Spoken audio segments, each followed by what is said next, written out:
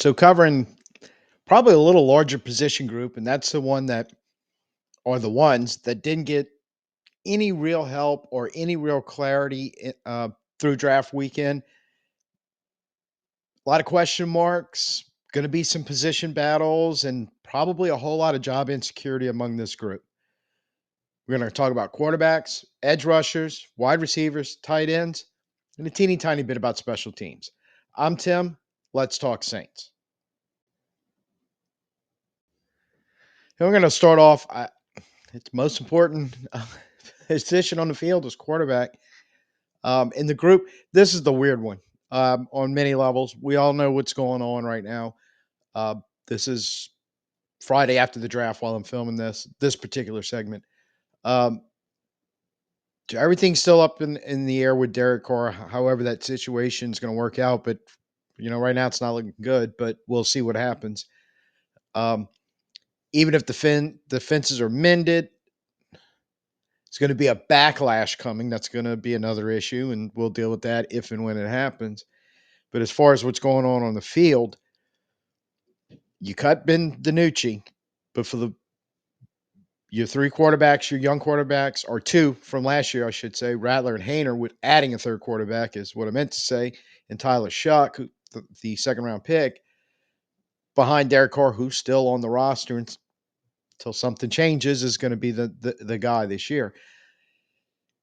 But you have the position turmoil. Going into the draft, that stuff had been going on for months, and it just gets a little worse coming out. And you're looking at it right now that it's really what the biggest thing right now holding down this position is that turmoil. Who's going to stay? Who's going to go? You know, do we need to bring in a veteran quarterback like a Teddy Bridgewater is a name that keeps coming up?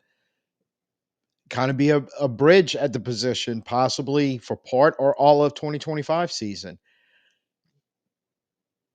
Once the process starts, OTAs, minicamp, going all the way through training camp into the season, you only have a limited amount of time to work, to practice, to work with these guys in the context of coaches and all being there.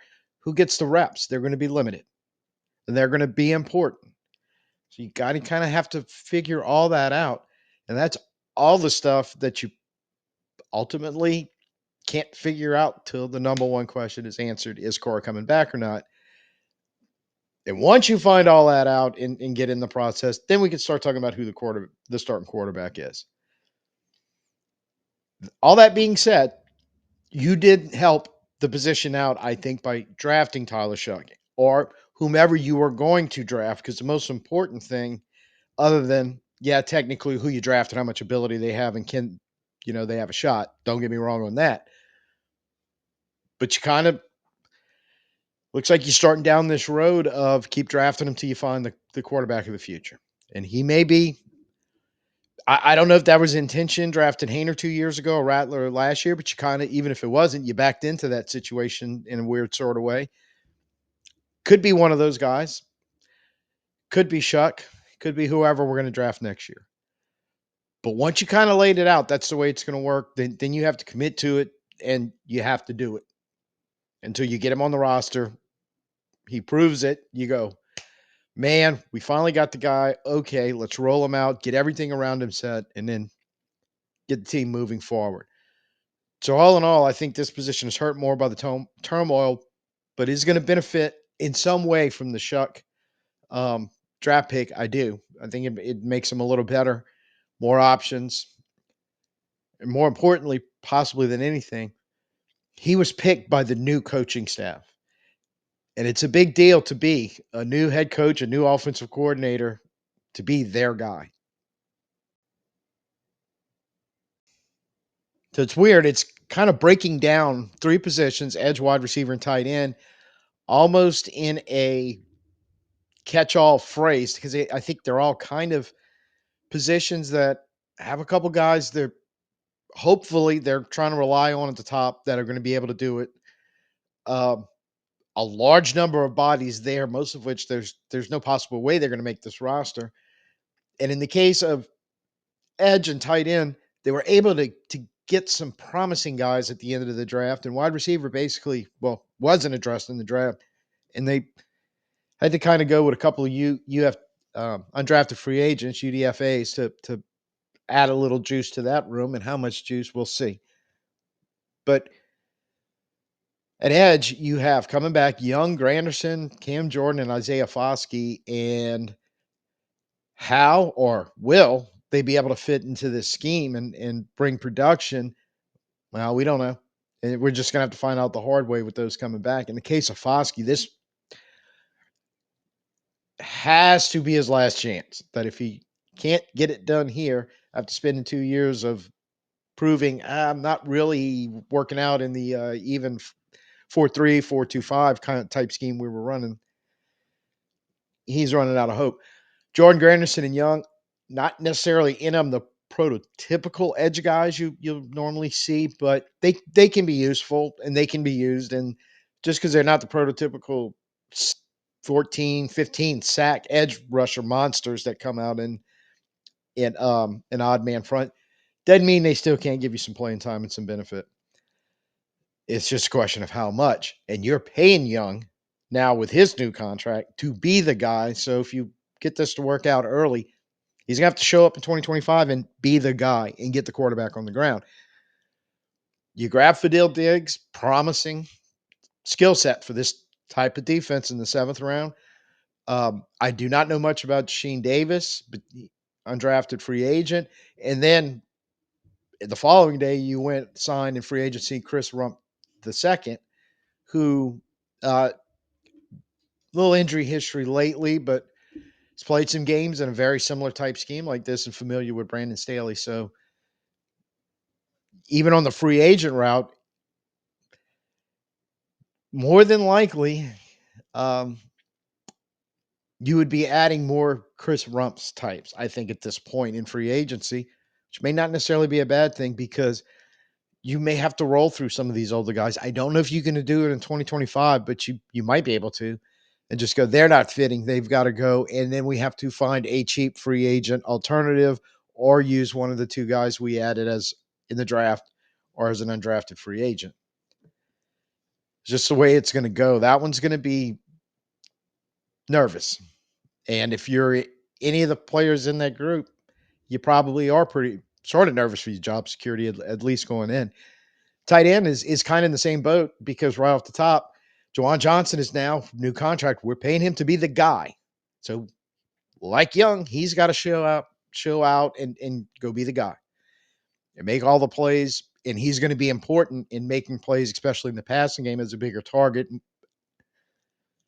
Put a pin in that. We'll get to the end of that conversation when we get to receiver. But on the top end, as a unit, Johnson and Moreau combine what effectively a single tight end can do in the NFL.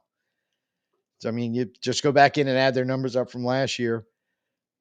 Their combined catches, yards, and touchdowns put them roughly anywhere around the top 5. Unfortunately, everybody else in that top 5 is one guy doing the same thing. Ultimately, that's what we'd like to get to. So I could live with this last year. We were just kind of patching along, got probably the most from the position we could get, but at some point you wanted to nail that one down. There were some options in the draft and we passed on them at 9. I get it. Probably the right move, but you gave up any opportunity there. And then once you took Shough, a tight end run happened in the 2nd round, and you just the top guys you would have wanted to draft, I believe, they were all gone. So another situation where in the 7th round you get a very promising young man, young player, prospect from UCLA. And again, I'm hoping I get this right, Maliki Matavea, but he's showing some ability, and he gets added into, besides your top 2 in Johnson Moreau, Stahl, who's your blocking guy, and didn't touch the ball a whole lot in Philly, but if you see the few highlights of the times he did, he runs the ball like he's a blocker because it seems like he's a guy that just wants to go beat people up. And that's his blocking style and appears to be his running style. And I've got no problem with that. He's going to make the team, obviously. Behind him, Hoker, Jacobson, Trayton Welsh, all guys from last year that, like our 7th round pick at tight end, were showing promise, but just didn't see hardly anything, if at all, from any of them. And again, so a big, wide group of bodies. We don't have a fullback on the roster. So I think everybody's fully expecting to see an awful lot of two tight end sets. You got enough of them here to pick from, but all in all, I think the question marks and the ability of going into the draft at the tight end position, you're coming out with the exact same thing on the backside after the seventh round and the undrafted free agents were signed. So that brings us to the wide receiver portion of the program. We didn't get the big bodied, kind of sure-handed receiver we were hoping to get, that we kind of looking over our roster. We really need it. But there's still some out there. And I think Keenan Allen, we had mentioned him earlier during free agency, still talking about the fact that he's available. You could bring him in and he could probably do, you know, older guy getting towards the end, declining player. I get it. But you know, for the right money, the right deal, come in for a year, he might be able to get you what you need out of him. Because outside of that, you are relying on Juwan Johnson to step into the role that they are envisioning with that new contract that they were expecting throughout his career, and he just hadn't quite lived up to. When you top in Olavi and Shaheed, when they are healthy, they are a handful to deal with. That's a good thing. And then you added Brandon Cook. We'll see what's left, the treads left on his tires. And if he still has that explosive speed that he had, pretty much every other year in his career, the guy that if you can get him open and get him the ball, he can hurt defenses. You didn't draft any wide receivers like we mentioned, but you signed two in the undrafted free agent route, and Chris Tyree and Mookie Dixon. See what they're going to contribute, because they're kind of joining this. I don't want to use the word pile, but this group of other kind of younger receivers, whether they were rookies last year or just a couple of leagues a couple of years in the league, like Austin Jr., Means, Pettis, Tipton, Cedric Wilson Jr. being the outlier because he is the veteran guy. Um, and I don't want to say he's a big receiver. He's at 6'2". He's a little bigger than most of the other guys on that list, but um, he's relatively healthy last year and didn't really show up much. And so I don't know. I think he's 8 years in the league now. Be another declining player, and you don't know what you got left in him either. This is the group I think really that just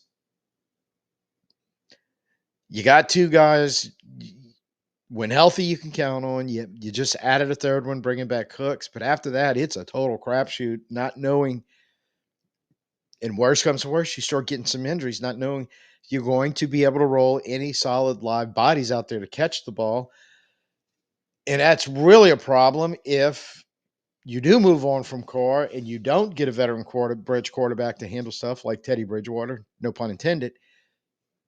Now you're putting you're putting them in the same position Rattler and Hayner in for a large chunk of the end of the season when we were trying to patch it together with those two. So this is a dangerous game, and I have been saying we're rebuilding and trying to avoid overpaying for a declining contract, but a Keenan Allen may be worth it. Just yeah, it would help you win games. Don't get me wrong, and that's the most important thing. But outside of that, if you got to go the young route, especially while you're still trying to figure out your offensive line, like we talked in the previous video, but have a big target that can catch the ball, that can go get a ball, because that would really help these young quarterbacks out. And I think overall wide receiver, we're kind of lacking that right now. Okay, so just to touch on special teams, unlike the other groups we were kind of talking about, I don't particularly think it's in turmoil. Don't particularly think that it's in bad shape when you're talking about, but there will be battles, and I think that's a good thing.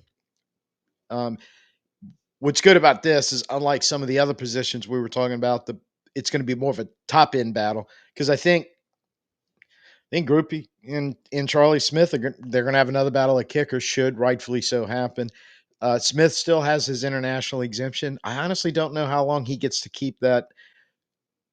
If it doesn't carry into the 2025 season, then you're really going to have a legit kicker battle in your hands. Hayball did a fantastic job, I thought, last year as a punter, and he's going to get some competition for a young man named James Burnett. believes from Alabama, but he was an undrafted free agent they signed. Uh, Comes apparently with a lot of ability.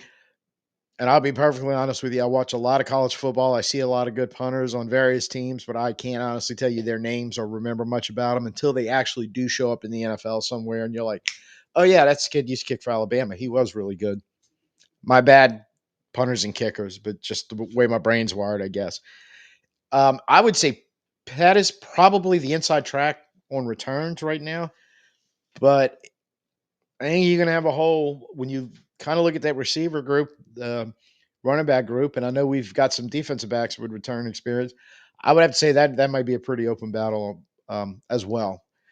But overall, I think you're in great shape, special teams, and that's not counting the cover guys and all that. We restock that pretty good every year, and as long as our special team coach replacing Rizzi knows what he's doing, I feel pretty confident we'll be okay in that area, that third aspect of the game in special teams. So didn't really need much help, and I think Burnett just like, hey, let's go ahead and keep everything competitive.